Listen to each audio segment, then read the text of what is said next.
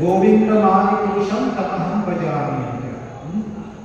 So ಹೀಗೆ ಆದಿ ಪುರುಷನಾದ ಗೋವಿಂದನನ್ನ ನಾನು ಭಜನೆ ಮಾಡ್ತೀನಿ. ಇಲ್ಲಿ ಪ್ರತಿಯೊಂದು ಶ್ಲೋಕ ಮುಕ್ತಾಯವಾಗಿದೆ. ಸೊ ಈ ಶ್ಲೋಕಗಳನ್ನು, ಈ ಪ್ರಾರ್ಥನೆಗಳನ್ನು ನಾವು ಇನ್ನೊಂದು ಬಾರಿ ಚರ್ಚೆ ಮಾಡೋಣ.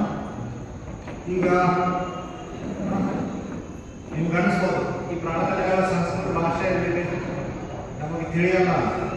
ಆದರೆ ಈ ಸಂಸ್ಕೃತ ಈ ಪ್ರಾರ್ಥನೆಗಳಲ್ಲಿ ಇವೆಲ್ಲ ಆಧ್ಯಾತ್ಮಿಕ ಪ್ರಾರ್ಥನೆಗಳು. ಈ ಆಧ್ಯಾತ್ಮಿಕ ಶಬ್ದಗಳಲ್ಲಿ ಅದರದೇ ಆದ ಒಂದು ಶಕ್ತಿ ಇದೆ. ನಮಗೆ ಅದು ತಿಳಿದಿಲ್ಲ ಅಂದ್ರೂ ಅದರ ನಮಗೆ ಲಾಭ.